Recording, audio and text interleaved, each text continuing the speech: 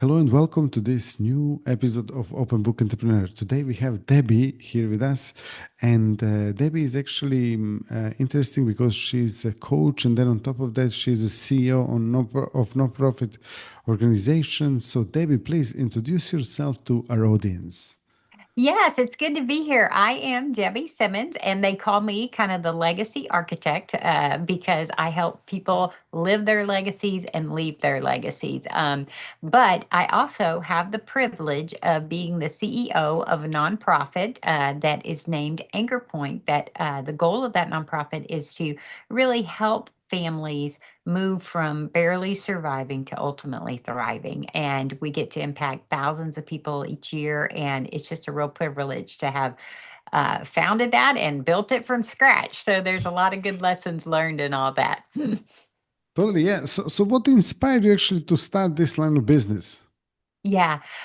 Well, originally I am an engineer, so this wasn't really on my plan because I'm like, nah, But what I find is a lot of time that our pain in our lives ultimately become our purpose. And early in our journey, in our marriage, we went through some infertility, ultimately got pregnant with quads, which is four, not in less than four, it's four. And our goal was to make it to 30 weeks with those boys. And the boys came at 26 weeks and they placed them in my arms and they passed away while I held them. And as I work through all of that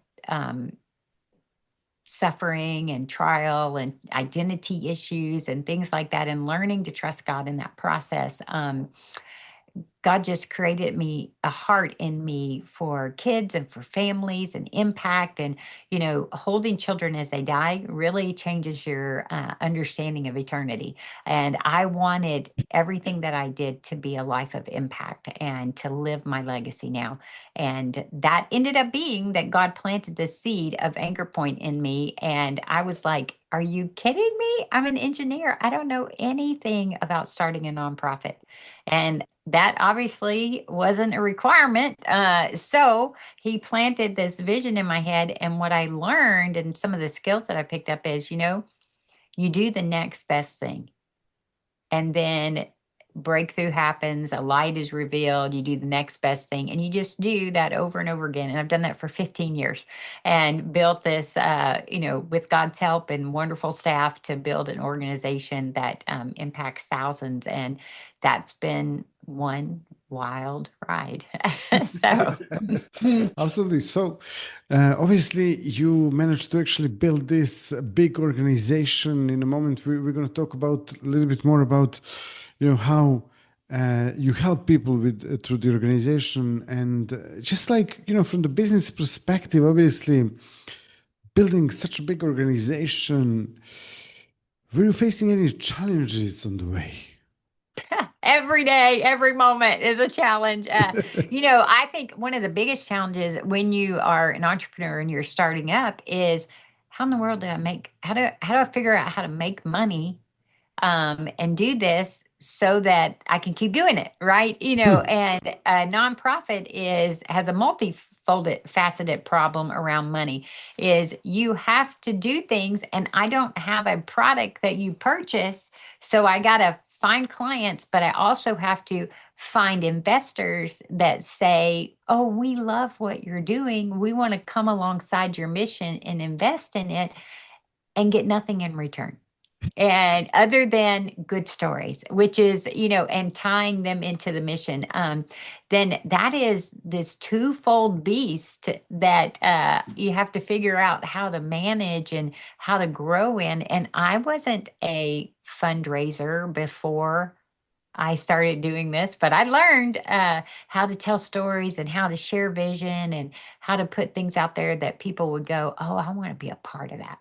And that was the skill set that I've really had to learn and to figure out how to grow in as I've continued over the last 15 years. Totally. So what was like one major breakthrough that actually helped you get the message across and get people to actually understand what you're doing and how you're helping your Yeah. clients?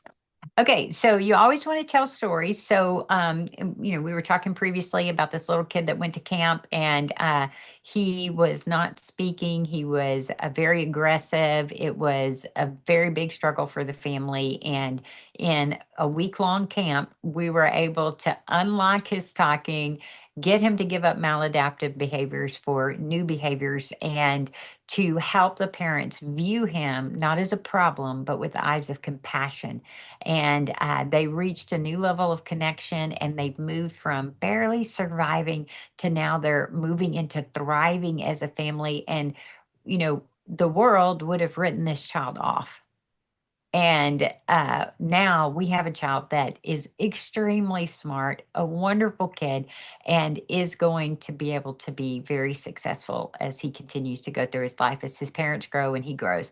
And, that's just one case, to other girls that are homeless, living on the streets, that find themselves pregnant and end up in our maternity home, where we walk them along the place of education and mentors and resources, and just love them through to having their kids, to being on to being successful and having cars and apartments and jobs. And, you just see those kind of life change things. But I think, in regards to raising funds, I can tell good stories. But you know what I had to learn is it's not my job to convince you to give me money.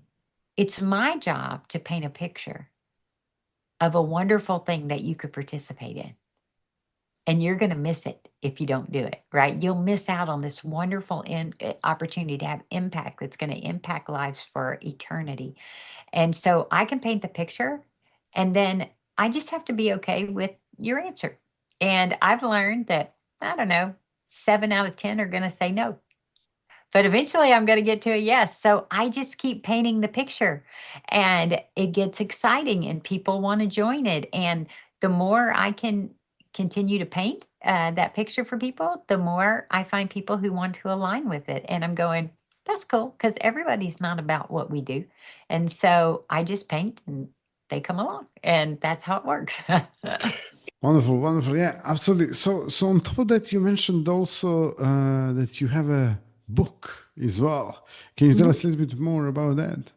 Yes. So, about a year and a half ago, God finally said, "You need to finish the book." And I'm like, "Okay, I'll do it." And the book is called The Heart of Legacy. And it is how you live a faithful, focused, and fearless life. And, if you're someone who's trying to figure your way, this is a wonderful book for next steps, because it is about, how do I be intentional with my life? How do I make the biggest impact so I leave the biggest impact?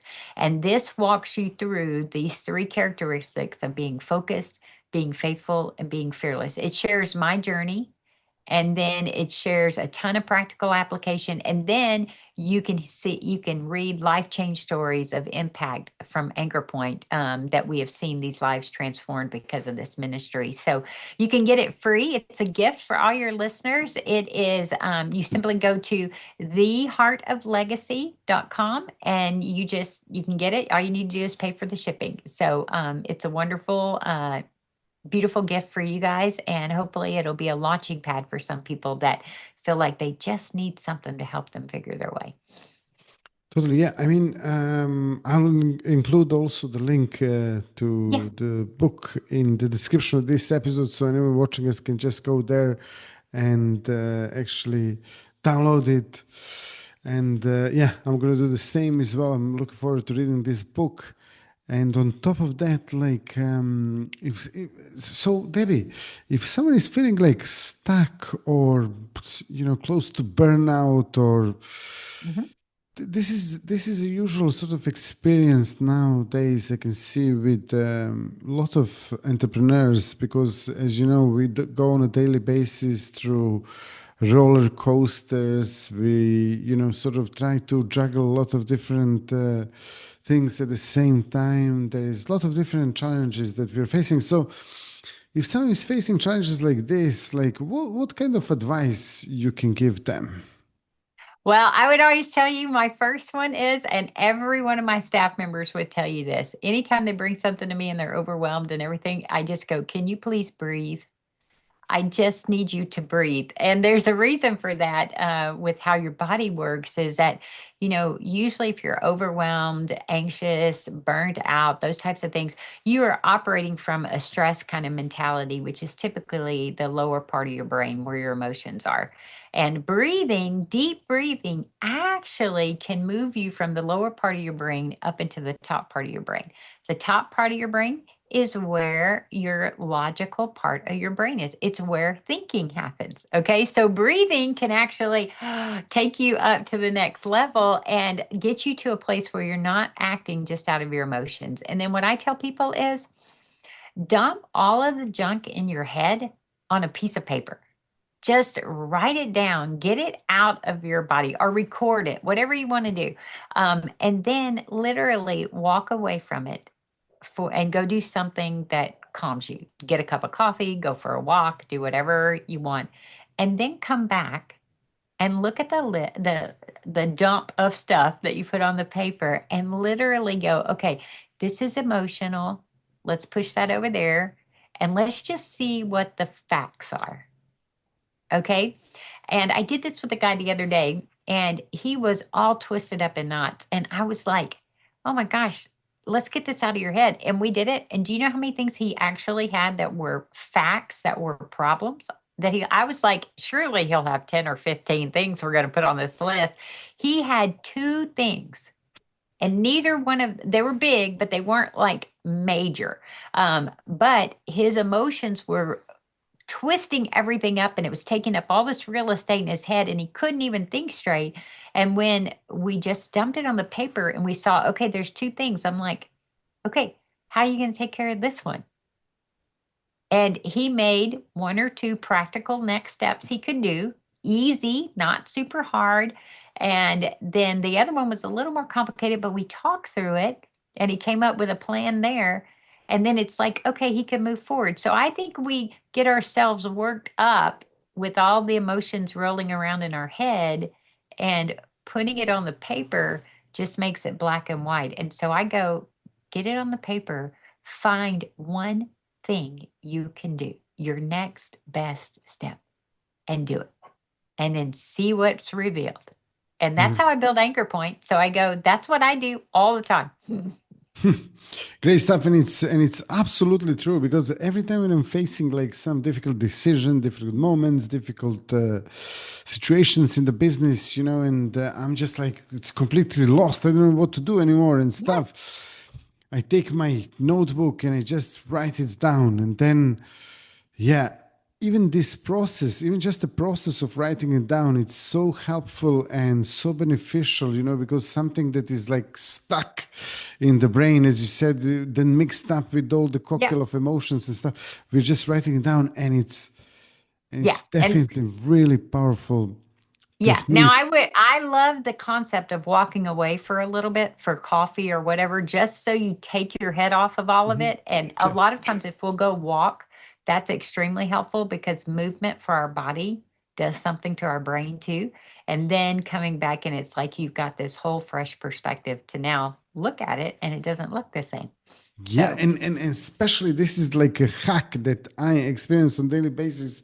Not necessarily. Sometimes even I forget to do that. But like, if we can walk in nature, even yeah. if it's not possible, okay. But if you can walk in nature, I think that's a really really um, great experience to have, and then to connect all your thoughts, and to connect all the neural networks in the brain. I think nature Mhm. really helps with that. Yes. Yeah.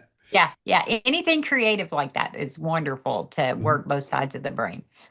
Definitely. Debbie, thank you so much for being a guest today. Thank you all for watching and listening to this wonderful story and the experience, and also the techniques. Yeah, hopefully, you can join us and be a guest again sometime in the future to Yeah. like go deeper into the whole story and process. And yeah, anyone watching us, if you like this episode, drop us a like, subscribe, and share it with your friends and family. And see you all in the next episode. All the best and bye bye.